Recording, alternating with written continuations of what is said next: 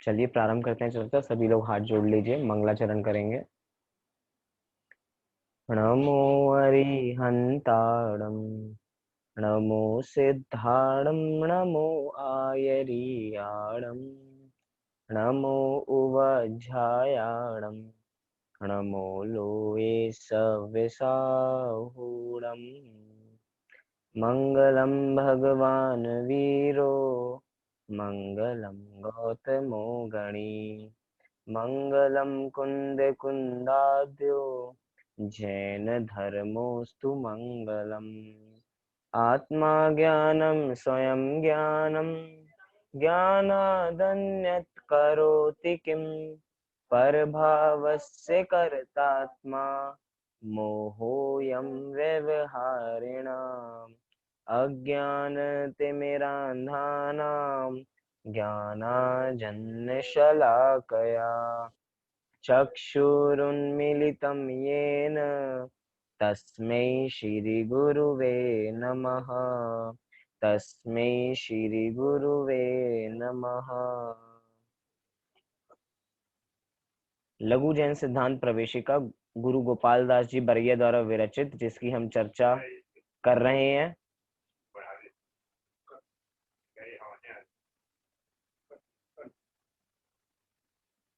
जिसकी हम चर्चा कर रहे हैं, जिसके बारे में हम समझ रहे हैं, लघु जैन सिद्धांत प्रवेशिका। और थोड़ी और बात करूं तो आज एक बहुत बढ़िया विशेष पर्व हमारे बीच में है, जिसकी थोड़ी सुबह भी हमने चर्चा की थी। वो है श्रुत पंचमी का पर्व। वो श्रुत पंचमी का पर्व, वो पंचम तिथि, जिसमें हम जैन धर्मोस्तु मंगलम जैसी हम भावना भाते हैं कि जैन धर्म मंगलमयी है। तो वो जैन धर्म मंगलमयी क्यों है? तो देव शास्त्र गुरु के कारण मंगलमयी है। और मुख्यतः बात करें तो आज शास्त्रों की बात है, या कहें कि शास्त्रों की रक्षा की बात है। आज सर्वप्रथम शास्त्र लिपिबद्ध हुए थे। सर्वप्रथम कोई ग्रंथ लिखा गया था, जो ग्रंथ लिख के पूर्ण हुआ था, वो ग्रंथ षट खंडागम ग्रंथ, जो आज हम सभी के बीच में उपलब्ध भी है। हम उनको उसको देख भी पाते हैं, उसके अन्य टीकाओं को भी देख पाते हैं। वो महान ग्रंथ हमारे बीच में उपलब्ध है। उसी के कारण एक श्रुत पंचमी एक परंपरा चालू हुई कि जब धीरे धीरे देखते गए कि सारी परंपरा या सारी श्रुत परंपरा, क्योंकि पहले तो सबकी अकलंग निकलंग जैसी बुद्धि हुआ करती थी, सबको सब कुछ याद रहता था, कुछ लिखने की आवश्यकता नहीं रहती थी। एक तरीके से माउथ माउथ पब्लिसिटी से ही सारा काम चलता रहता था। मैंने आपको बोला, आपने किसी और को बोला, आपने किसी और को बोला। इसी माध्यम से जिनवाणी हर जगह जन जन का हार बन जाती थी। लेकिन एक मुनिराज को विकल्प आया कि लोगों की बुद्धि इस काल में कमजोर होती जा रही है, अब लोगों को याद रखने की इतनी क्षमता नहीं है। तो उन धरसेन आचार्य को, जिनका इतना बढ़िया विकल्प आया कि चलो जिनवाणी को लिखवाया जाए, जिनवाणी को लिपिबद्ध कराया जाए, उनके उसी विचार ने आज वही विचार उनका सफल हुआ। और आचार्य पुष्पदंत और आचार्य भूतबली ने इतने महान ग्रंथ हमारे बीच में लिखे, उनके ही ज्ञान को पाके। तो एक तरीके से बहुत बढ़िया पर्व है, जिनवाणी का पर्व है, जिनवाणी मनाने का पर्व है, कि जिनवाणी की संरक्षा का पर्व है। अनेक प्रकार से इसका व्याख्यान हम कर सकते हैं। और वास्तव में जिनवाणी का संरक्षण वही है जब हम जिनवाणी को अपने में अंदर उतारते हैं। सुबह की परिचर्चा में बहुत बढ़िया बात हुई थी कि जिनवाणी को कंठ का हार बनाने से ही जिनवाणी का संरक्षण हो सकता है। और बढ़ के बात कहा जाए तो जिनवाणी के संरक्षण के लिए कंठ में बसाने तक बात सीमित नहीं है, उसको हृदय तक पहुंचाएंगे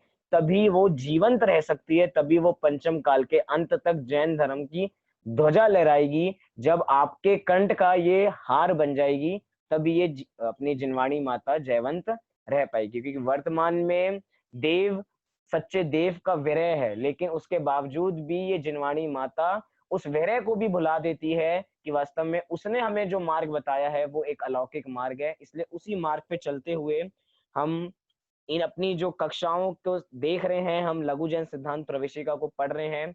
उसी क्रम में हमने कल चर्चा ली थी चार अभाव की। किसकी ली थी हमने? चार अभाव की। कल हमने अभाव की परिभाषा समझी थी, अभाव के भेद देखे थे कि अभाव कितने होते हैं। तो जल्दी से 2 मिनट में एट अ ग्लांस बता देते हैं कि अपनी जिनवाणी में अभाव क्या है।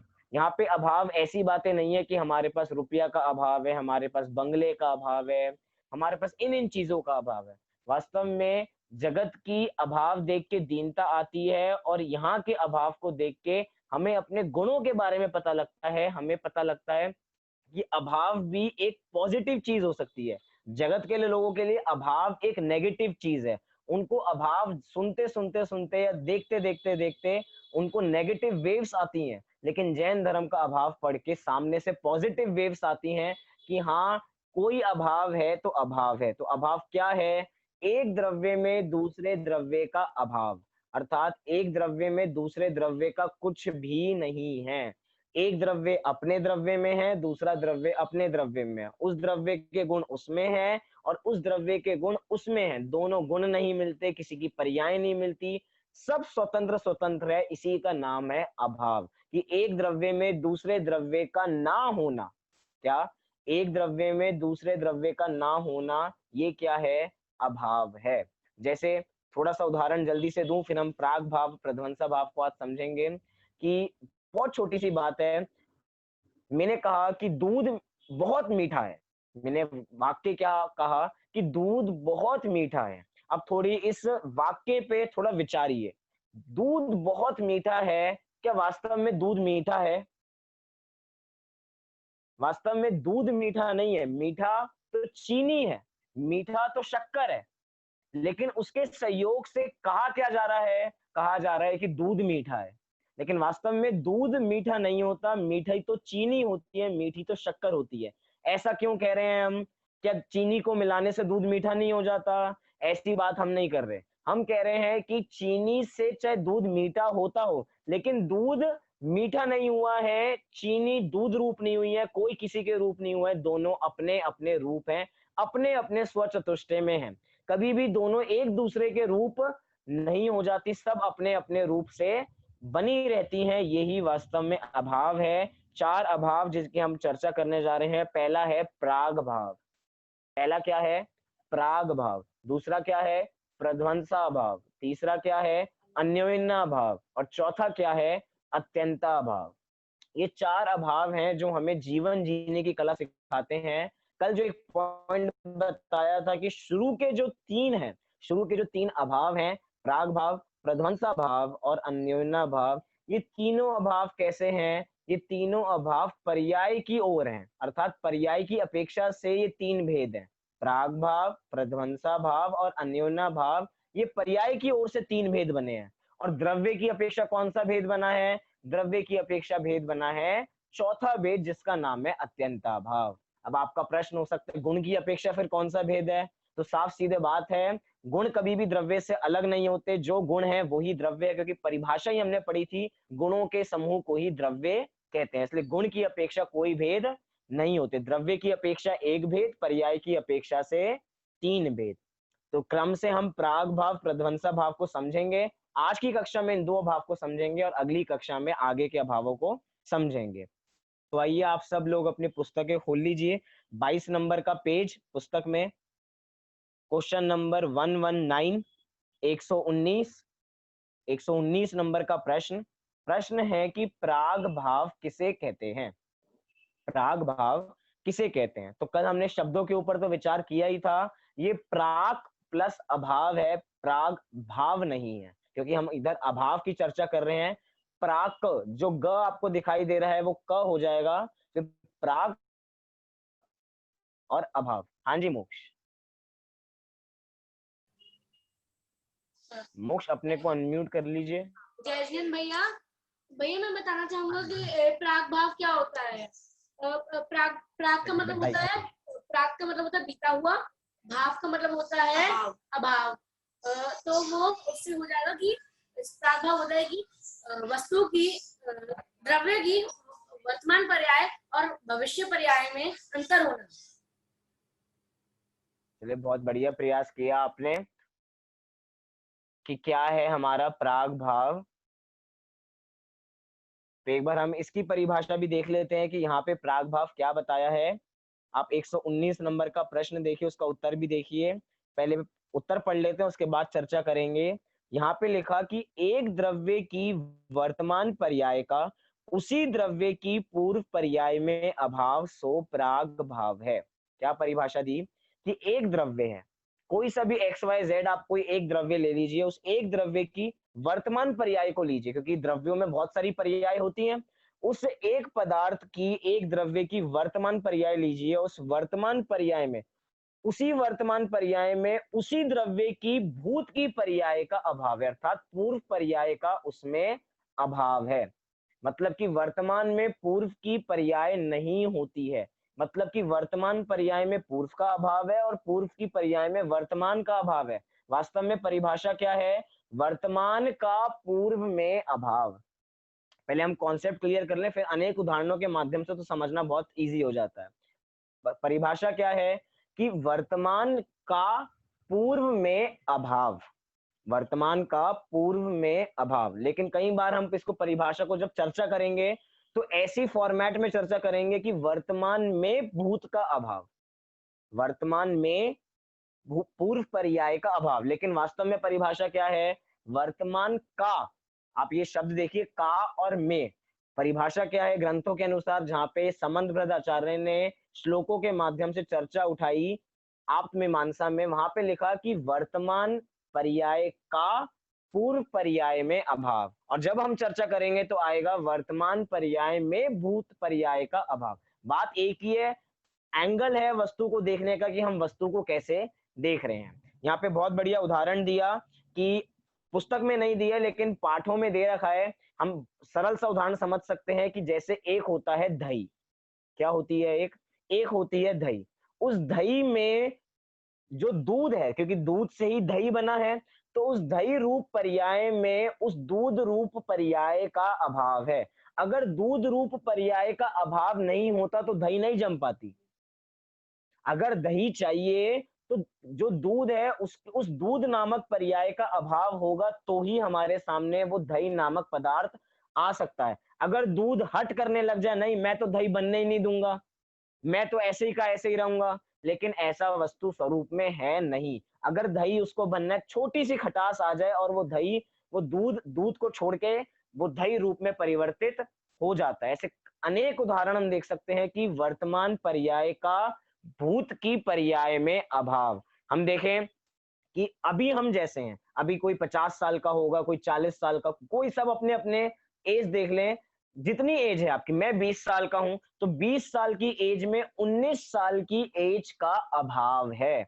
जब मैं 19 साल का था तो 18 साल की एज का उसमें अभाव था। जब मैं 18 का था तब उसमें 17 साल का अभाव था। मतलब जब मैं 17 का था उस समय मैं 18 का नहीं था, जिस समय मैं 17 का था उस समय मैं 16 का नहीं था, जिस समय मैं 20 का हूं उस समय मैं 19 का नहीं हूं, ना मैं 21 का हूं। कितने का हूं? मैं मात्र 20 का हूं। मतलब कि वर्तमान पर्याय में पूर्व की पर्याय का अभाव। वर्तमान की पर्याय पूर्व की पर्याय का कुछ नहीं कर सकती है। मतलब कि हम अपने पास्ट को बदल नहीं सकते हैं। मतलब प्राग भाव से क्या क्या चीजें समझ में आती हैं? कॉन्सेप्ट तो ये है कि एक द्रव्य की वर्तमान पर्याय में पूर्व, उसी द्रव्य की पूर्व पर्याय का अभाव। मतलब अब हम पूर्व की पर्याय का कुछ भी नहीं कर सकते हैं। अब आप लाख कोशिश कर लो, आप दही को दूध नहीं बना सकते हैं। अगर आपने उस दही से कुछ और बना दिया, आपने मट्ठा बना दिया, आपने छाछ बना दी है, अब आप कितनी ही कोशिश कर लो उसको फिर से दूध की पर्याय में या उसको फिर से दही के रूप में लाना चाहें तो वो नहीं आ सकती। क्यों? क्योंकि उस पर्याय का अब अभाव हो चुका है। पूर्व की पर्याय वर्तमान में बिल्कुल भी नहीं है। इतने सारे उदाहरण है हमारे बीच में कि एक मुनिराज हैं, एक छठे सातवें गुणस्थान वर्ते मुनिराज हैं, वो छठवें सातवें गुणस्थान में आए हैं तो कैसे आए हैं? अपनी पूर्व पर्याय का अभाव करके आए हैं। अर्थात चौथे गुणस्थान का जब उन्होंने अभाव किया तो वो किस पर्याय में आए? तो वो छठवें सातवें गुणस्थान में आए, मतलब पूर्व पर्याय का अभाव करके आए।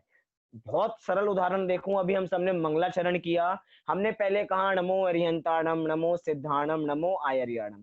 अब आप मुझे बताइए नमो सिद्धाणम में कब कह पाया? जब नमो आयर्याणम का अभाव हुआ तभी मैं नमो सिद्धाणम कह पाया।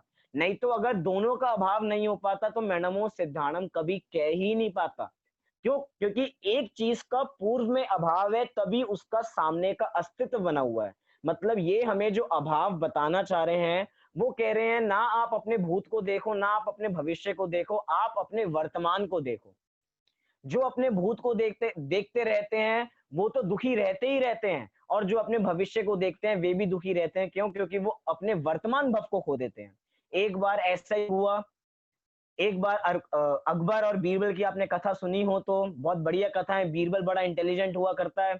अकबर हमेशा उसके सामने अजीब-अजीब से प्रश्न लाता है और बीरबल सुलझाने में लगा रहता है। एक बार अकबर ने बहुत बढ़िया बीरबल से प्रश्न रखा कि बीरबल जी आप इतने होशियार हैं, एक बार मुझे कोई ऐसा मंत्र बताइए कि जिसके अंदर आप एक ऐसा मंत्र बता दो जिसका मैं पाठ करूँ जिससे मैं दुखी हूँ तो मुझे दुःख ना हो और जब मैं सुखी हूँ तो मुझे सुख ना हो। मतलब कि ज़्यादा घमंड ना हो जाए। अब आप बताइए बीरबल जी के सामने इतना कठिन प्रश्न कि ऐसा कौन-सा मंत्र बताऊँ मैं अकबर को जिसको पढ़ के वो उसको ऐसा लगे कि उसको दुःख में दुःख ना हो और सुख में सुख ना हो। बहुत बढ़िया बीरबल ने अपना दिमाग चलाया और बहुत बढ़िया उत्तर दिया। उसने कहा मोक्ष कह रहा है कि उसको पता है। चलिए बहुत बढ़िया। उत्तर क्या है? बीरबल ने अकबर को कहा आप एक मंत्र याद कर लीजिए आपकी सारी समस्याएँ दूर हो जाएँगी। अब बीरबल ने कहा कि ये दिन जाने वाले हैं। बीरबल ने क्या कहा? ये दिन जाने वाले हैं। अब जब भी अकबर के सामने कोई ऐसी परिस्थिति आती है कि वो जब बहुत दुखी हो रहा होता है, तब वो इसी मंत्र को याद करता है, ये दिन जाने वाले हैं। जब वो बहुत सुखी हो जाता है, जब उसको घमंड होने लग जाता है, तो वो इसी बात को याद करता है, ये दिन जाने वाले हैं। मतलब कि आप मैं इस उदाहरण के माध्यम से ये बताना चाह रहा हूँ, आपकी पूर्व की पर्याय कैसी भी हो, आपकी पूर्व की पर्याय में आपने कितने ही बड़े से बड़े पाप क्यों ना किए हों, लेकिन उन पूर्व की पर्यायों में जो आपने पाप किए हैं वो वर्तमान में उसका अभाव है। आप उसको याद कर करके आप अपना वर्तमान भव भी खराब कर रहे हो। एक व्यक्ति था वो मंदिर में गया, नियम लेने की उसको आदत थी। उसने एक बहुत बढ़िया नियम लिया मंदिर में जाके कि मैं कभी किसी को गाली नहीं दूँगा, क्योंकि वो बहुत गाली देता था। उसने कहा कभी भी मैं गधा नाम की गाली किसी को नहीं दूँगा, कभी मैं किसी को गधा नहीं बोलूँगा। लेकिन उसको इतनी आदत थी, उसके लिए वो गधा शब्द उसका तकियत कलाम बन गया था कि जब भी प्रयोग करता था, "ए गधे, ओ गधे" ऐसा बोलता रहता था, हर बार। अब उसने नियम ले लिया, उसने बहुत बुद्धिपूर्वक वो प्रयास कर रहा है कि मुझे गधा नहीं बोलना और बाय बिल्कुल गलती से उसने किसी को गधा बोल दिया। अब वो बेचारा 1 घंटे से परेशान है कि हाय मैंने मंदिर जी में नियम लिया था कि मुझे किसी को गधा नहीं बोलना है, गधा किसी को नहीं बोलना चाहिए, गधा बहुत गंदी गाली होती है, मैंने कितने पाप कर लिए, गधा तो बोलना ही नहीं चाहिए, वो मेरे बारे में क्या सोच रहा होगा, गधा, गधा, गधा। 1 घंटे तक वो गधे के बारे में सोचता रहा। अब आप बताइए उसने नियम क्या लिया था कि मैं गधे के बारे में, मैं गधे नाम की गाली कभी नहीं दूँगा। लेकिन अभी भी वो वर्तमान में क्या सोच रहा है कि मैंने गधा बोला था, अब क्या होगा, अब क्या होगा, अब क्या होगा? भैया वो गधा आपने पहले जानबूझ के नहीं बोला था, तुक्के से बोला था। एक बार तुक्के से बोलने में, जानबूझ के बोलने में या गलती से आपके मुँह से निकल गया, उसमें इतना बड़ा पाप नहीं है। लेकिन अब उसमें वर्तमान में अपना उपयोग इतना लगा दिया कि मुझे नहीं बोलना चाहिए, मुझे नहीं बोलना चाहिए, उससे वो इतना पाप बाँधा जा रहा है, बाँधा जा रहा है, बाँधा जा रहा है। अगर वो इस प्राग भाव को समझता कि जो मैंने गधा बोला है, वो गधा बोलने वाली पर्याय कब की जा चुकी है, उसका वर्तमान में अभाव है, वर्तमान पर्याय का भूत पर्याय में अभाव है, गधा बोलने वाली पर्याय तो कब की जा चुकी। बहुत बढ़िया हमारे आदरणीय दादा, छोटे दादा बहुत बढ़िया उदाहरण देते हैं कि एक बहुत बढ़िया शराबी, शराबी भी कैसा है? बहुत बढ़िया शराबी जो बहुत शराब का सेवन करता है, बिल्कुल मतलब कि लीन है अपनी शराब में पी-पी के, वो बिल्कुल शराब के नशे में राजा राजा की सवारी सामने से जा रही थी, तो राजा अपने हाथी पे सवार था, तो राजा के सामने वो शराबी बोलता है कि राजा, हाथी खरीदोगे क्या? वो शराबी क्या बोलता है अपने राजा को कि हे राजा, शराब के मद में है, शराब इतनी पी रखी है, तो इतने बड़े राजा के सामने बोल रहा है, हाथी खरीदोगे क्या? राजा को इतना गुस्सा आया कि उसने उसको जेल में डाल दिया और जब अगले दिन सुनवाई हुई और कहा हाथी उस राजा ने मजाक किया, आओ अब हाथी बेचो, तुम्हें ज्यादा हाथी बेचने थे ना, अब हाथी बेचो। तो वो जो इसको पकड़ा था जिसने शराब पी रखी थी, वो कहता है भैया हाथी जो शराब पीने वाला था, शराब पीने वाला तो गया, अब शराब पीने वाला नहीं है। जिसने बोला था कि हाथी बेचोगे क्या, वो तो शराब की अवस्था में बोला था, अब तो मैं शराब के नशे में हूँ ही नहीं। मतलब पूर्व की पर्याय का वर्तमान में अभाव है। अभी वो कुछ नहीं है, उसका एग्जिस्टेंस ही नहीं है। लेकिन हमारे साथ क्या है, हम पूर्व की गलतियों को ले लेके रोते रहते हैं, अपनी पूर्व की पर्यायों को याद करते रहते हैं, हाय मेरे साथ इतना बुरा हो गया, मैंने ये कर दिया, मैंने वो कर दिया, लेकिन उसके बावजूद भी हमें शांति नहीं मिलती है। हाँ, कई लोग कह सकते हैं कि भैया ग्रंथों में प्रायश्चित नाम की विधि तो है ही, प्रायश्चित तो लिया ही जाता है, लेकिन वास्तव में प्रायश्चित का अर्थ समझें। प्रायश्चित में 2 शब्द हैं, प्रायः प्लस चित, अर्थात प्रायः अर्थात पूर्व की अवस्थाओं से हटा के अपने चित्त को अपनी आत्मा में लगाना, वास्तव में वो प्रायश्चित है। पूर्व की पर्यायों को लेके कब तक रोएंगे? एक व्यक्ति ने क्रोध किया और वो हमेशा सोचे जा रहा है, हाय मैंने क्रोध कर दिया, क्रोध कर दिया, क्रोध कर दिया। अब आप बताइए, अब वो क्रोध उसने किया एक समय की पर्याय में था, लेकिन वो 1 घंटे तक सालों साल रोता रहता है कि मैंने क्रोध कर दिया। हमारे जैन धर्म में तो इतने बढ़िया-बढ़िया पर्व आते हैं, 10 लक्षण पर्व। 10 लक्षण पर्व के बाद एक बहुत बढ़िया पर्व आता है क्षमावाणी। क्या पर्व आता है? क्षमावाणी पर्व। वो क्षमावाणी पर्व हमें क्या सिखा के जाता है कि जिससे भी आपकी गलती हुई हो, जिस पे भी आपने क्रोध किया हो, उसको तुरंत भूल जाओ, तुरंत क्षमा कर दो। जैसे गलती होए वैसे क्षमा माँग लो। क्यों? क्योंकि पूर्व की पर्याय का वर्तमान में अभाव है। एक बार को हो सकता है कि हथियारों के माध्यम से, गोली के माध्यम से हम शत्रु को नाश कर दें, लेकिन हम अपनी शत्रुता को नाश नहीं कर पाते हैं, और शत्रुता को नाश करने के लिए एक बहुत सुंदर शब्द है, वो है क्षमा। उससे क्षमा मांग लीजिए, सारी बात खत्म हो जाती है। हम बार बार पढ़ते हैं कि जो क्षमा मांगने से कोई छोटा नहीं हो जाता, क्षमा मांगने से बल्कि उसकी उच्चता और महान हो जाती है, वो और अपने शिखर पे चढ़ जाता है जो माफी मांगता है। हम क्या समझते हैं कि हमसे गलती हो गई, या हमारी गलती हो ही भी ना, लेकिन हमारा अहम आगे आ जाता है कि मैंने गलती नहीं की है तो मैं माफी क्यों मांगू, मैं तो ऐसा ही हूं, मैं माफी नहीं मांगूंगा। लेकिन भैया वो एक माफी मांग लीजिए, आपका सारा काम ठीक हो जाएगा। हम किसी से क्रोधित हैं, हम किसी से लड़ाई कर रहे हैं, एक क्षमा तुरंत, वास्तव में थोड़ी देर बाद हमें खुद रियलाइज होता है कि हमने क्यों गुस्सा किया, गुस्सा नहीं करना चाहिए था, गुस्सा बहुत बुरी चीज है। लेकिन मैं कह रहा हूं हमें ये नहीं विचारना है, हमें उस बात को तुरंत भूल जाना है। जो हो गया, प्रेजेंट में जियो। भूत में जीने से कुछ हो सकता नहीं है। अगर आप भूत में जी भी रहे हैं तो मैं पूछ रहा हूं जियो, लेकिन उसके बावजूद भी क्या आप भूत की पर्यायों को बदल सकते हो? मना नहीं है, आप भूत की पर्यायों में बहुत सोचो। मैं अपने बचपन के बारे में खूब सोचूं, अब सोचने से क्या मेरा बचपन अभी वापसी आ जाएगा? नहीं आ सकता। अब सोचने को तो मना नहीं है, लेकिन जितना सोचूंगा मैं उतनी अभी अपनी वर्तमान का भव खराब करूंगा, अपनी वर्तमान की एज खराब करूंगा। बस अपने बचपन के बारे में सोचते सोचते, मैं ऐसा था, मैं वैसा था, इसके बारे में सोचते सोचते अपने भव खराब हो जाएंगे। यहाँ पे कह रहे हैं कि एक द्रव्य की वर्तमान पर्याय का उसी द्रव्य की पूर्व पर्याय में अभाव। इसके तो जब हम लाभ पढ़ेंगे, एक एक अभाव को जानने का वास्तव में लाभ क्या है, प्राग भाव को जानने का लाभ क्या है। यहाँ पे छोटे से में लिखा, अगर हम इसको ना मानेंगे तो कोई भी कार्य अनादि ठहरेगा। सोचिए, अगर आप प्राग भाव को नहीं मानेंगे तो सारे कार्य अनादि ठहरेंगे, मतलब किसी का कोई स्टार्टिंग पॉइंट ही नहीं हो पाएगा। क्यों? क्योंकि जब वो कार्य अपनी पूर्व की पर्याय को छोड़ के आया ही नहीं, उसने अपनी पूर्व की पर्याय को वहां पे छोड़ के नेक्स्ट पर्याय उत्पन्न ही नहीं की, वो पर्याय तो एज इट इज ही बनी रह गई। लेकिन ऐसा होता नहीं है। अगर हम प्राग भाव को नहीं मानेंगे तो सारी जगत की वस्तुएं कैसी हो जाएंगी? अनादि हो जाएंगी। हम अनादि हो जाएंगे। हम हर चीज, आजकल की जनरेशन चाहती है हर चीज में बदलाव हो, हर चीज नई हो। वो हर चीज नई कैसे होती है? वो नई ऐसे होती है जब कोई चीज पुरानी होती है तब कोई नई चीज उत्पन्न हो पाती है। अगर कोई चीज पुरानी ही नहीं होगी तो नई चीज कैसे आ पाएगी? पुराना होना मतलब कि वस्तु का स्वरूप है कि एक पर्याय छूटती है तो दूसरी पर्याय आती है। यहाँ पे हम दो अलग अलग द्रव्यों की बात नहीं कर रहे। जैन धर्म बहुत सूक्ष्म है, वो कह रहा है कि एक ही द्रव्य में इतनी सारी पर्याय हैं, और इतनी सारी पर्यायों में एक पर्याय में दूसरी पर्याय का अभाव है, वर्तमान की पर्याय में पूर्व पर्याय का अभाव है। 1 घंटे पहले आपने बहुत गुस्सा किया था, लेकिन आप अभी गुस्सा नहीं कर रहे हैं। क्यों? क्योंकि उसका अभी अभाव है। हम अपने ग्रंथों में जाके देखें एक बार, हम अपने पुराण पुरुषों को देखें कि जहाँ पे पुराण पुरुषों ने ऐसी महान महान प्राग भाव को समझ के वो सारा संसार जीत लिया, उन्होंने वे मोक्ष चले गए प्राग भाव के आधार पे। उन्होंने समझ लिया कि पूर्व की पर्याय का वर्तमान में अभाव है।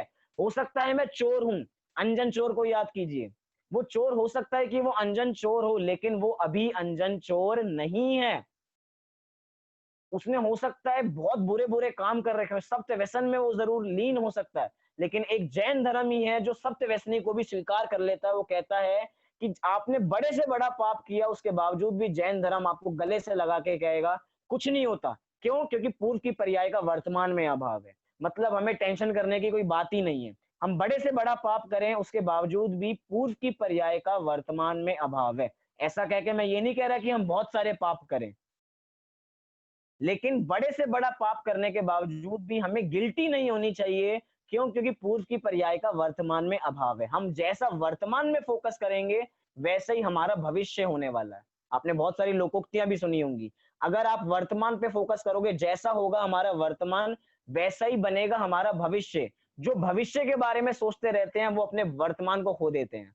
हम अपने बुढ़ापे के बारे में सोचें, हम कब इतने बड़े घर में जाएंगे, हमारे पास कब 4 गाड़ियां होंगी, उसके बारे में सोच सोच के गाड़ी आ ही नहीं पाती है। आप वर्तमान में जियो। वास्तव में ये प्राग भाव मात्र इस चीज को नहीं सिखाता कि अब हम प्राग भाव मात्र इसको नहीं सिखाता कि हम अपने धर्म के कार्यों से कैसे बचें या धार्मिक परिस्थितियों से कैसे बचें। ये हमारी लौकिक परिस्थिति या हमारे जो जीवन में छोटी छोटी घटनाएं घटती हैं, ये हमें उससे भी उभरना दिखाता है, उभरना सिखाता है कि वास्तव में हम इनसे कैसे उभर सकते हैं। आपसे हो सकता है किसी से 2 साल पहले आपकी बहुत बुरी लड़ाई हुई हो, लेकिन प्राग भाव कहता है कि अभी उसका अभाव है। सारी लड़ाई भूल जाइए और आगे बढ़िए जीवन में। मतलब जीवन जीने की कला सिखा रहा है ये आपको प्राग भाव। अभी प्रध्वंसा भाव की भी थोड़ी चर्चा करते हैं, फिर दोनों की एक साथ चर्चा करेंगे तो और मजा आएगा कि प्राग भाव और प्रध्वंसा भाव कैसे वास्तव में एक साथ चलते हैं। आइए एक बार प्रध्वंसा भाव की भी परिभाषा देख लेते हैं। 120 नंबर का प्रश्न लिखा कि प्रध्वंसा भाव किसे कहते हैं। हाँ जी पंकज जी। नहीं, डेफिनेशन के हिसाब से तो पूर्व पर्याय में वर्तमान का भाव ये है ना। अभी देखिए एग्जांपल जो दिए हैं वर्तमान में पूर्व का भाव, हाँ ये जी, डेफिनेशन है पूर्व में वर्तमान का भाव, वो प्राग भाव है ना। आपकी बात बिल्कुल ठीक है कि पूर्व की पर्याय का वर्तमान में अभाव या वर्तमान की पर्याय का पूर्व में अभाव, बात वास्तव में एक ही है। लेकिन अभी जब हम प्रध्वंसा भाव को समझेंगे तो हमारी साथ बात सारी क्लियर हो जाएगी। जब हम ऐसा कहेंगे, आप मात्र वर्तमान भव को देखिए। वर्तमान भव या वर्तमान पर्याय में पूर्व पर्याय का अभाव, तो ये प्राग भाव। वर्तमान की पर्याय में प्रध्वंसा, वर्तमान की पर्याय में भविष्य की पर्यायों का अभाव, तो वो प्रध्वंसा भाव। मतलब वर्तमान की पर्याय को पकड़ के दोनों पर्यायों को देखिए, भूत भविष्य को, तो प्राग भाव और प्रध्वंसा भाव दोनों घटित हो जाएंगे। अभी थोड़ा और आगे बढ़ेंगे तो हमें सारा विषय क्लियर हो जाएगा। आपका जो प्रश्न है वो भी हो जाएगा क्लियर। इसकी परिभाषा दी कि एक द्रव्य की वर्तमान पर्याय का उसी द्रव्य की आगामी पर्याय में अभाव, सो प्रध्वंसा भाव है। अर्थात वो इस परिभाषा जो प्राग भाव की थी, थोड़े शब्द बदल दिए। लिखा कि एक द्रव्य की वर्तमान पर्याय, मतलब वर्तमान पर्याय एक द्रव्य के लिए, उस एक द्रव्य की वर्तमान पर्याय में भविष्य की जो पर्याय है उसका अभाव है। एक द्रव्य की वर्तमान पर्याय का उसी द्रव्य की आगामी पर्याय में अभाव, मतलब कि भविष्य की पर्याय वर्तमान में नहीं है, वर्तमान की पर्याय भविष्य में नहीं है, भविष्य की पर्याय भविष्य में है, वर्तमान की पर्याय वर्तमान में है। कोई कहीं हिलता नहीं है। मतलब प्राग भाव प्रध्वंसा भाव से ऐसी बात यहाँ पे समझाना चाह रहे हैं। मतलब बहुत छोटे सा कॉन्सेप्ट फिर से मैं बोल देता हूं। आप लीजिए अपने वर्तमान के भव को, एग्जाम्पल ले लीजिए 50 साल। 50 साल आपका वर्तमान भव है, मतलब वर्तमान भव में वर्तमान की पर्याय में आप 50 साल के हैं, तो उसके अंदर 25 साल की पर्याय का अभाव है। वो क्या है? प्राग भाव। और जब हम कहते हैं उस 50 साल की पर्याय में 75 साल की पर्याय का अभाव है, वो है प्रध्वंसा भाव। मतलब 75 की ओर से देखते हैं तो, मतलब भविष्य की ओर से देखते हैं तो प्रध्वंसा भाव बन जाता है। पूर्व की अपेक्षा से देखते हैं वर्तमान की पर्याय को, तो प्राग भाव बन जाता है। जैसे कि संसार और मुक्त दशा, दो दशाएं हमारे पास, संसार दशा और मुक्त दशा। हम संसार दशा को वर्तमान दशा देखते हैं कि संसार दशा में मुक्त दशा का अभाव है। क्या कहा? संसार दशा में मुक्त अवस्था का अभाव है। तो बताइए कौन सा अभाव हुआ ये हुआ प्रध्वंसा भाव।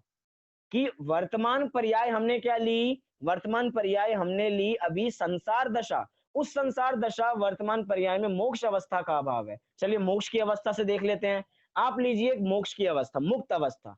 उस मुक्त अवस्था अगर आपकी वर्तमान दशा है तो वो दशा में संसार दशा का अभाव है। तो इसका मतलब क्या है? वो है प्राग भाव।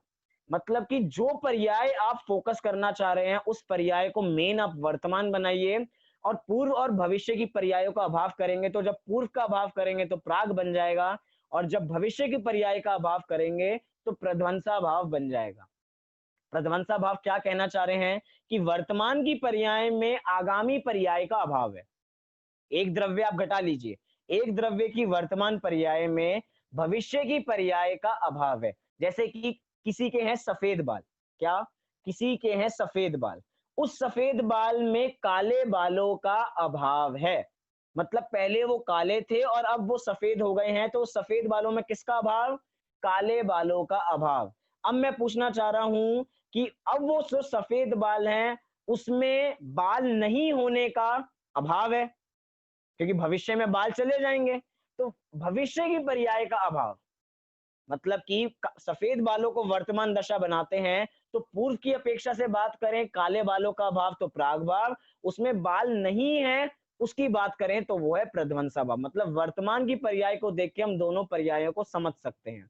यहाँ पे कह रहे हैं कि वर्तमान पर्याय में भविष्य की पर्याय का अभाव है, मतलब कि भविष्य की पर्याय वर्तमान में नहीं आ सकती है। आप जितना भी अपने भविष्य के बारे में सोचते हैं वो भविष्य का भविष्य में धरा रह जाएगा, वो अभी आने वाला नहीं है। तभी हमारे जैन शास्त्र बार बार कहते हैं कि हमें इतने विकल्प नहीं करने चाहिए कि भविष्य में क्या होने वाला है। अधिकतर हमारे साथ क्या होता है, हम अनेक विकल्प करते हैं कि ये होगा, और अधिकतर वो होता नहीं है। हमारे साथ बहुत बार होता है, जब भी संडे आता है तो हम एक हफ्ते पहले प्लान बना लेते हैं कि अब संडे आने वाला है, अब हमें इधर घूमने जाना है। और जैसे ही वो संडे का दिन आता है तो कोई ना कोई ऐसी परिस्थिति आ जाती है कि हम घूमने नहीं जा पाते हैं। भविष्य के बारे में सोचा तो बहुत, लेकिन वैसा होता नहीं है। क्यों? क्योंकि हम वर्तमान में भविष्य में जीना चाहते हैं कि हमारा फ्यूचर कैसा होगा। लेकिन हम जैन शास्त्र कह रहे हैं आपका प्रेजेंट आपके साथ है, आप प्रेजेंट में जियो। ना आप पास्ट का कुछ कर सकते हो, ना आप कुछ फ्यूचर का कर सकते हो। आप जैसे हो आप अपने को वैसा जानो, आपका जीवन सुधर जाएगा, कोई परेशानी नहीं आने वाली है। दुखी हम कब होते हैं? जब हमें बहुत ज्यादा एक्सपेक्टेशंस होती हैं। हमारे दुखी होने का कारण क्या है? जब हमें सामने वाले से ज्यादा अपेक्षा हो जाती है, और जब सामने वाला उतनी अपेक्षाओं पे खरा नहीं उतर पाता तब हमें दुख होने लग जाता है। लेकिन जैन शास्त्र कह रहे हैं हम सामने वाले से इतनी अपेक्षा रख ही क्यों रहे हैं? हम सामने वाले से इतनी ऊंची अपेक्षा रख लेते हैं और वो रिजल्ट इतना सा देता है तो हमें दुख होने लग जाता है। आपने अपेक्षा रखी क्यों थी? आपकी अपेक्षाओं के अनुसार सामने वाला चलेगा। एक घर में एक माता पिता और उनका एक बच्चा। माता मतलब कि बहुत घर में बीमारी है तो माता जी चाहती हैं कि हम अपने बच्चे को क्या बनाएं? हम उसको डॉक्टर बनाएंगे जिससे वो हमारे घर का इलाज करेगा। पिताजी चाहते हैं कि मैं अपने बच्चे को इंजीनियर बनाऊं, और भविष्य में जाके देखते हैं तो वो सीए बन चुका है। अब आप बताइए, घर में लड़ाई चल रही है कि मैं अपने बच्चे को क्या बनाऊं क्या नहीं बनाऊं, और वो भविष्य की पर्याय में सीए बन गया है। अब आप बताइए, वो बच्चे की होनार उसके साथ थी, उसकी पर्याय उसके साथ थी, और उसकी पर्याय हम डिसाइड करने बैठे थे। और जब उन माता पिता को पता लगा कि मेरा बच्चा सीए बन गया, उनको बहुत दुख हुआ। क्यों? क्योंकि उन्होंने इतनी अपेक्षा लगा रखी थी कि मैं तो अपने बच्चे को डॉक्टर के रूप में देखना चाहता हूं, मैं तो अपने बच्चे को इंजीनियर के रूप में देखना चाहता हूं। लेकिन ऐसा नहीं हुआ। ऐसा हमारे साथ रोज होता है। ये उदाहरण नहीं है, ये हमारी जिंदगी में असल सच है हमारा, कि हम दूसरे लोगों से, दूसरे लोगों की बात करें, अपने परिवारजन से इतनी अपेक्षा कर लेते हैं, इतनी अपेक्षा कर लेते हैं, और जब वो काम सिद्ध होते हुए नहीं दिखाई देते तो उन्हीं लोगों पे क्रोधित होना चालू हो जाते हैं। लेकिन यहाँ पे कह रहे हैं कि सामने वाले भविष्य के बारे में इतना क्यों सोच रहे हो? जो होगा वो हो जाएगा। वर्तमान में जियो, अपने बारे में सोचो, ज्यादा दूसरों के बारे में मत सोचो। जो ज्यादा दूसरों के बारे में सोचते हैं वो वर्तमान में जी नहीं पाते हैं, वो अपने बारे में कुछ नहीं सोच पाते हैं। जैन धर्म तो एक तरीके से अपने को सेल्फिश बनाना सिखाता है कि एक बार अपने बारे में तो सोच के देखो। जगत का कल्याण तो अनादिकाल से करते आ रहे हैं, भावना भी यही है कि जगत का कल्याण करेंगे। लेकिन एक बार अपना उद्धार करके तो देखो। हम खुद तो हम जैसे कहते हैं ना, छेडाला में का उपल नाव अर्थात पत्थर की नाव। हम खुद तो पत्थर की नाव में बैठे हुए हैं और सामने वाले को कह रहे हैं आओ मेरी नाव में आ जाओ, मैं तुमको बचा लूंगा। लेकिन भैया वो पत्थर की नाव खुद भी डूबने वाली है और जो भी उस पे सवार होगा वो खुद भी डूब जाएगा। ऐसे ही हमारे साथ है, हम दूसरों का सुधार करना चाहते हैं, अपनी नाव देके हमारे किस नाव में पैर हैं। हम खुद डूब रहे हैं और सामने वाले को कह रहे हैं आ तू भी आ जा, तुझे भी डुबा लूंगा। सामने वाले को खुला आमंत्रण दे रहे हैं। मतलब कि यहाँ पे सीधी सादी बात कही जा रही है कि आप एक बार अपने बारे में सोचो, आप अपनी वर्तमान पर्याय को देखो, ना भूत की पर्याय को देखो, ना भविष्य की पर्याय को देखो। क्योंकि भूत जो है वो जा चुका है, उसमें कुछ कर नहीं सकते हैं। भविष्य अभी आया नहीं है, तो भी आप उसमें कुछ नहीं कर सकते हैं। आप कुछ कर सकते हैं तो आप अपने वर्तमान में जी सकते हैं। इसलिए मात्र वर्तमान के विकल्प आने चाहिए। विकल्प तो वास्तव में किसी के नहीं आने चाहिए। जीना है तो वर्तमान में जियो और किसी में मत जियो। थोड़े और उदाहरणों के माध्यम से थोड़ी सी बात करके अपनी बात को पूरी करूंगा। हम इतने सारे लोग देखते हैं जगत में महान जीव, जैसे कि हम देखें जिन्होंने बल्ब बनाया। बल्ब किसने बनाया? बल्ब बनाया अपने एडिसन जी ने। एडिसन जी ने बल्ब बनाया, कितनी बार एक्सपेरिमेंट किया और उसके बाद वो बल्ब बना पाए। अगर वो समझ लेते, उनको प्राग भाव पता था एडिसन जी को कि पूर्व की पर्याय का वर्तमान में अभाव है, कि अभी है, कि अभी मैं बल्ब नहीं बना पा रहा हूं, इसका ये मतलब नहीं है कि मैं भविष्य में भी बल्ब नहीं बना पाऊंगा। उन्होंने इतनी बार कोशिश की, इतनी बार कोशिश की, उसके बाद वो बल्ब बना पाए। क्यों? क्योंकि वो प्राग भाव के सिद्धांत को समझते थे। हो सकता है उनको इन शब्दों के बारे में ना पता हो, लेकिन ये कॉन्सेप्ट जरूर पता है कि पूर्व की पर्याय का वर्तमान में अभाव है। एक बार असफल हो चुके, लेकिन जरूरी नहीं है हर बार असफल ही होंगे। मतलब ये तो प्राग भाव प्रध्वंसा भाव हमें कितनी बड़ी सारी दिक्कतों से बाहर निकाल देता है। हो सकता है हम पूर्व में बहुत गरीब हो, हमारे पास कुछ ना हो, लेकिन जैन धर्म कह रहा है दीन होने की कोई आवश्यकता नहीं है। क्यों? क्योंकि वर्तमान में पूर्व पर्याय का अभाव है। आप अभी बहुत धनवान हो सकते हो, और जो बहुत धनवान है उनको कह रहे हैं भैया ज्यादा घमंड मत करो। क्यों? क्योंकि वर्तमान पर्याय का भविष्य की पर्याय में अभाव है। जिस पैसे पे आप अभी घमंड कर रहे हो वो दूर जा सकता है।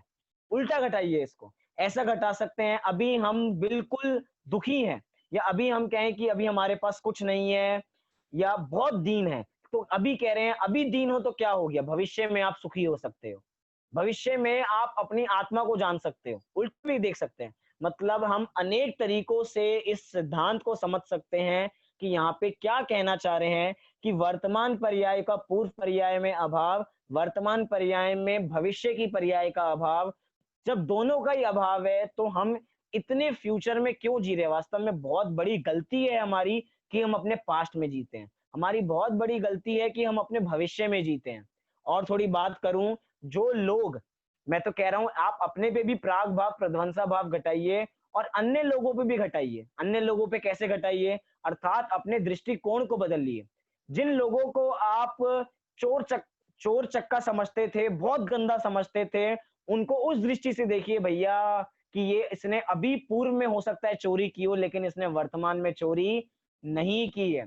मैं कह रहा हूं अगर दो चारण रिद्धिधारी मुनिराज उस हिरण को, जो हिरण का मांस जो शेर खा रहा है, उस पर्याय को देख के कह देते भैया पहले कुल्ला करके आओ फिर मैं आपको उपदेश दूंगा, तो आज वो कभी महावीर नहीं बन पाते। उन्होंने वर्तमान की पर्याय को नहीं देखा। क्यों? क्योंकि वर्तमान, उन्होंने पूर्व की पर्याय को नहीं देखा, क्योंकि पूर्व की पर्याय का वर्तमान में अभाव है और वर्तमान की पर्याय में भविष्य का अभाव है।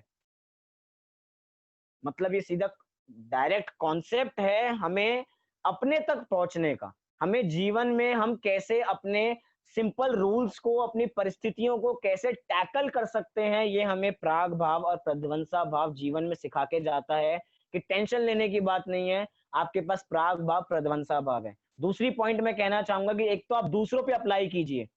तीसरा पॉइंट ये है कि हो सकता है कुछ लोग आपको देखते हो प्राग भाव प्रध्वंसा भाव, जो नहीं जानते हैं वो लोग आपको देखते हो सकता है आपने पूर्व में बहुत पाप किए हो और आपको अभी भी उसी नाम से जाना जाता हो सकता है किसी ने बहुत बड़ी चोरी की हो और जैसे ही गली से निकल जाता हो सब लोग कहते हैं देखो वही चोर है ये जिसने बहुत बड़ी चोरी की थी।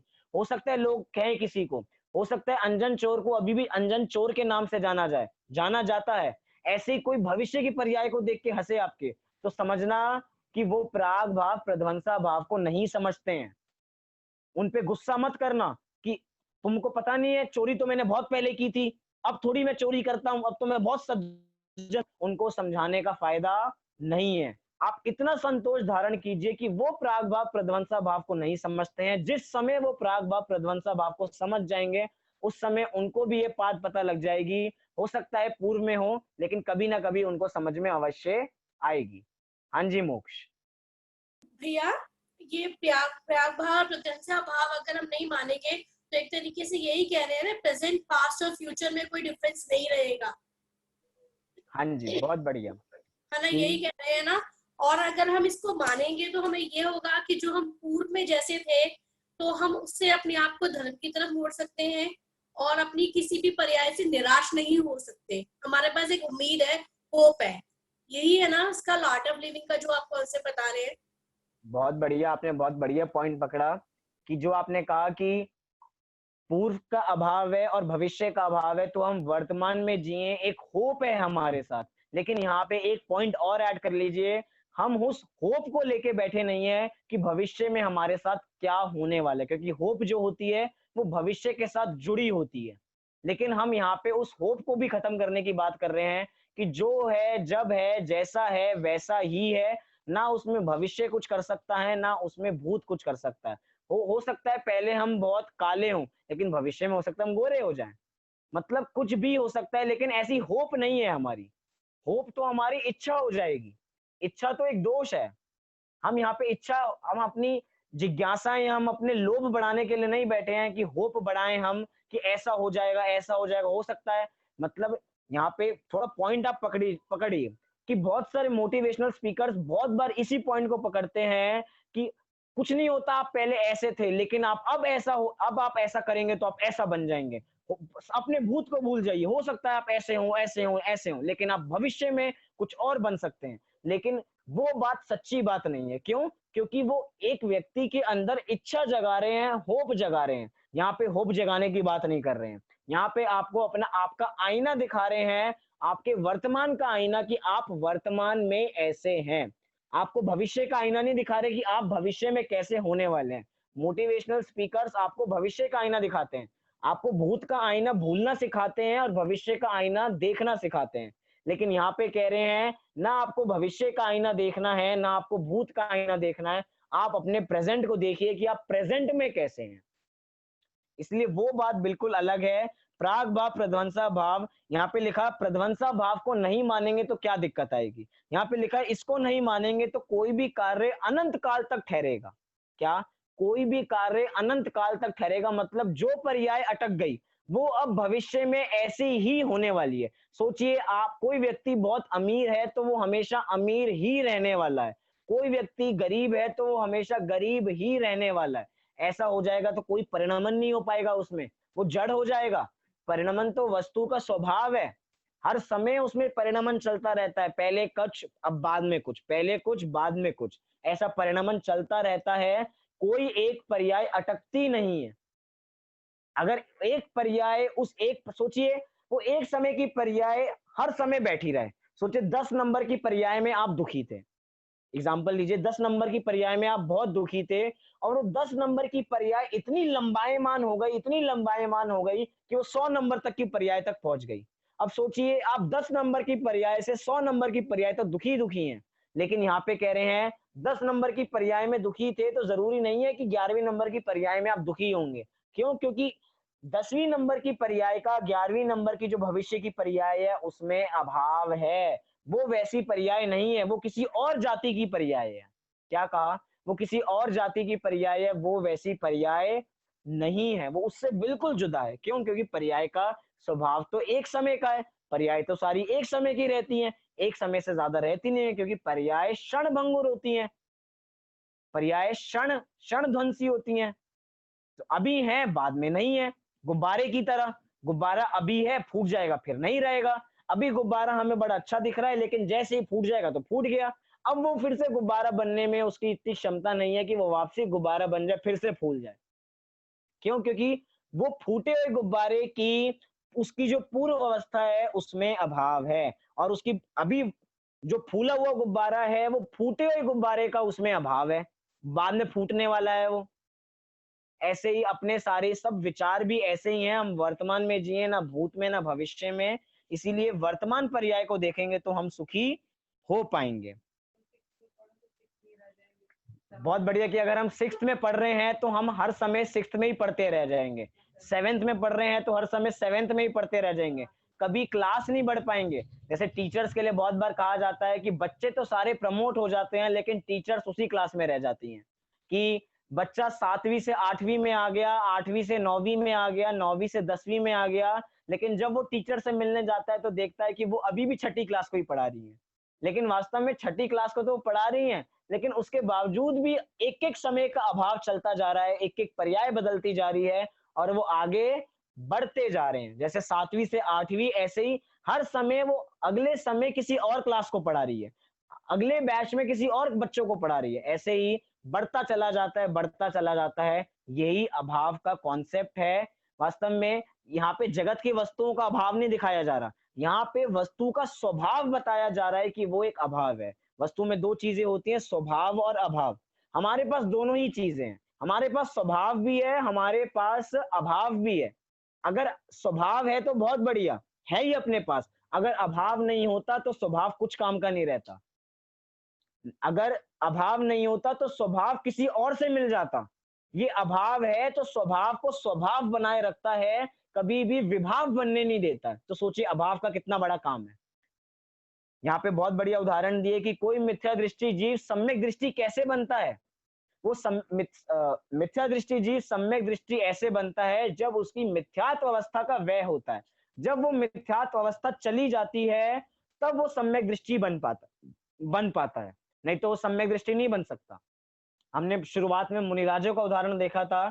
वो 6वें 7वें गुणस्थानवर्ती मुनिराज पूर्व काल में मिथ्या दृष्टि थे, लेकिन अब क्या है, अब वो सम्यक दृष्टि है। अब 6ठे 7वें गुणस्थान में हर समय आत्मा का वेदन करने वाले हैं, लेकिन उस मिथ्यात्व अवस्था का अभी अभाव है। और इसी अपेक्षा से आगे बात करें, वही मुनिराज भविष्य में सिद्ध बनने वाले हैं।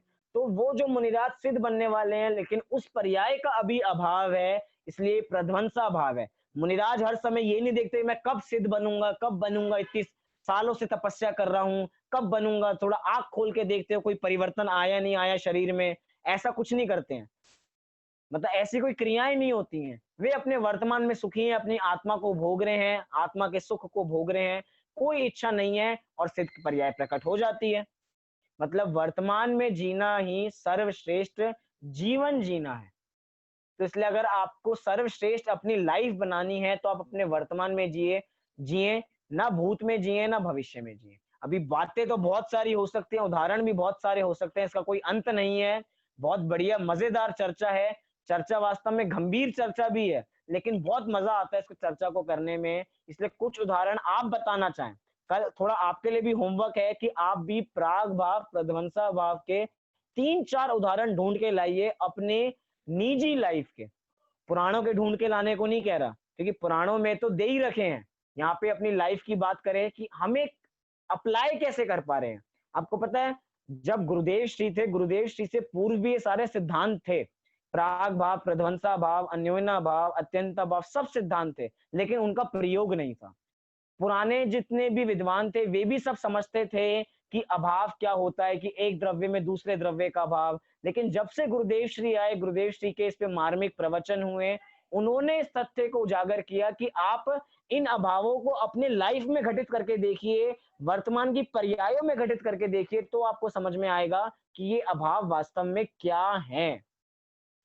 मात्र उसको शास्त्रों तक सीमित रखना नहीं है, उसको अपने जीवन में उतारना है, तो ही वो शास्त्र सच्चे कहलाएंगे। और वही शास्त्र जो हम शुद्ध पंचमी आज मना रहे हैं, हमारी शुद्ध पंचमी मनानी सफल हो जाएगी अगर हम इन चीजों को अपने अंदर उतार लेंगे, इन सब बातों को, इन सब कॉन्सेप्ट्स को अपने अंदर उतार लेंगे। चलिए बहुत बातें मैं बोल चुका हूँ, बार बार बोलता हूँ कि अब खत्म, लेकिन बार बार आती रहती हैं, चलती रहती हैं। अब आपको कुछ पूछना हो तो आप कुछ पूछ सकते हैं।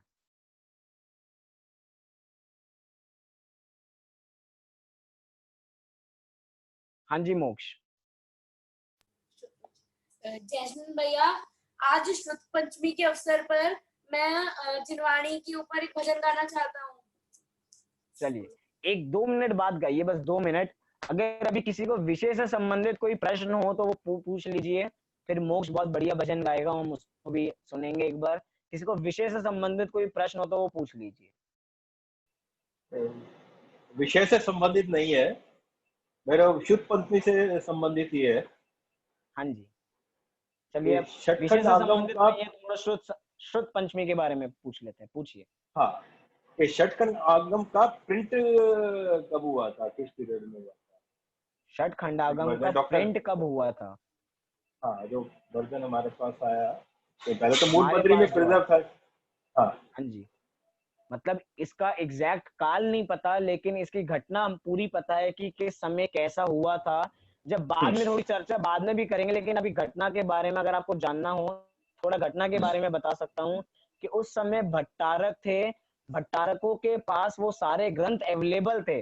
धवला मात्र या षट खंडागम जो महान ग्रंथ हैं वो मात्र दर्शन के लिए बचे थे और किसी कार्य के लिए नहीं बचे थे। वो बस दर्शन करके चले जाते थे। बहुत सारे विद्वान आए, तीर्थ यात्रा निकलती थी तो वे भी दर्शन करते थे, तो उनको जिज्ञासा हुई कि ये हमारा इतना बढ़िया ग्रंथ है हमारे बीच में, जो सबसे पहले ग्रंथ लिखा गया वो हमारे पास उपलब्ध है और हमें पढ़ने को नहीं मिल रहा, तो इसको हमें छपवाना चाहिए, इसकी प्रतिलिपि करवानी चाहिए। लेकिन जब पता लगा कि ये जो ग्रंथ की भाषा है वो कौन सी भाषा है, ये कन्नड़ भाषा है, और कन्नड़ भाषा भी कौन सी कन्नड़ भाषा, पुरानी कन्नड़ भाषा।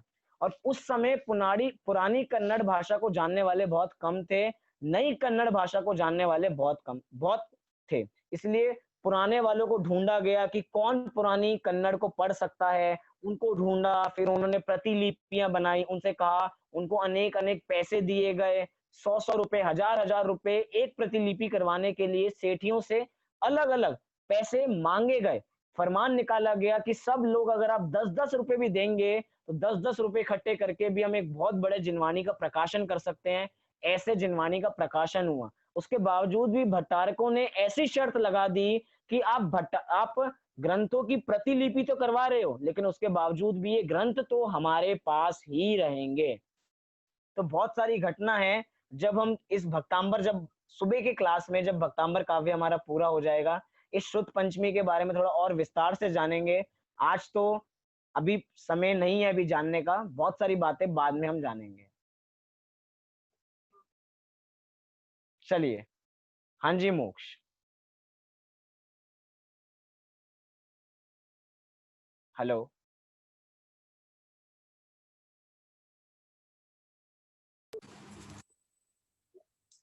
भजन का नाम है मीठे रस से भरी जिनवाणी लागे। चलिए, बहुत बढ़िया।